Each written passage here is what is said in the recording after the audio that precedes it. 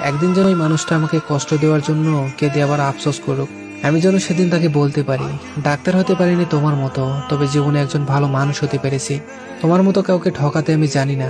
জীবনে অনেক কিছু পেয়ে গেছো বুঝে আমাকে ঠকিয়ে আমি 5 ওয়াক্ত নামাজ পড়া শুরু করলাম, কিন্তু নামাজে দাঁড়ালেই চোখে পানি চলে আসতো। আমি মোনাজাতে আল্লাহর কাছে কিছুই চাইতে পারতাম না, শুধু কান্না করতাম আর খুব করে মনে মনে বলতাম সে যেন ভালো থাকে। নিজের সব বাজে অভ্যাস ছেড়ে দেওয়ার চেষ্টা করলাম। এই যেমন রাত 12টা 2টা পর্যন্ত অনলাইনে থাকা, রাত জাগা সব বাদ দিয়ে দিলাম। প্রচন্ড ব্যস্ত থাকতে শুরু করলাম। পড়ালেখার পাশাপাশি বিভিন্ন বই পড়া, বিভিন্ন জায়গায় বেড়াতে যাওয়া শুরু করলাম। অনলাইনে একটা উদ্যোক্তা সম্পর্কিত কোর্সে ভর্তি হলাম। ভাবলাম সময় কাটানোর জন্য আরো কিছু করা দরকার। আমার আগের সেই অনলাইন বিজনেসটা আবার নতুন করে শুরু করলাম। আমার গানের গলা বেশ ভালো, গলার যত্ন নিতে প্রতিদিন রেওয়াজ করি।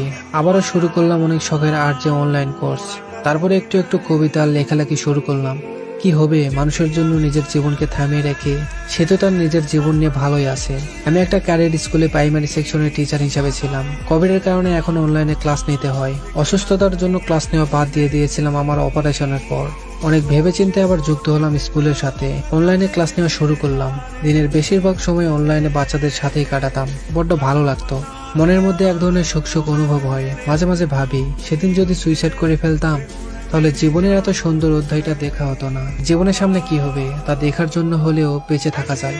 জীবন থাকলে ভালো সময় আসবে, খারাপ সময় আসবে, কিন্তু জীবন থাকাটা জরুরি। শেষ করে দিলে চলবে না। আগে আমার পাগলামের জন্য আম্মু আমাকে কতই না রুমে আটকে রেখেছে, আর এখন আম্মু বলে মাসে একবার দূরে কোথাও ঘুরতে যেতে পারিস না, বন্ধুদের সাথে আড্ডা দে, বাইরে যা।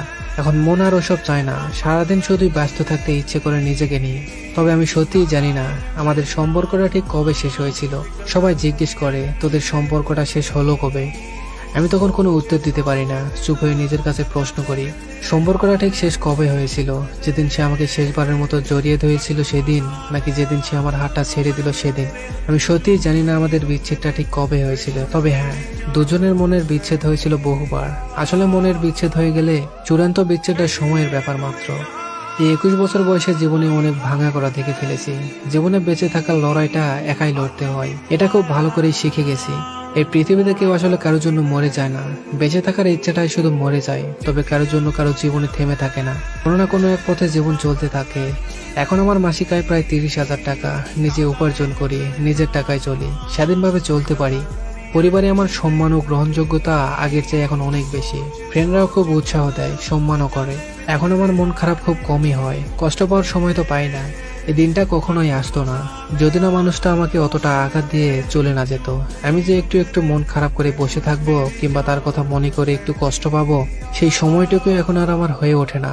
সবকিছুর মাঝে আমি আজ 4-5টা কবিতা ও লেখালেখি গ্রুপের মডারেটর। অনেকগুলো পেজের সাথে জড়িত হয়েছে অ্যাডমিন হিসাবে। বিভিন্ন গ্রুপেও পেজে লেখালেখি করি। রাত হলে নিজের জীবনের গল্প একটু লিখতে বসি। নীরার জীবনের গল্প।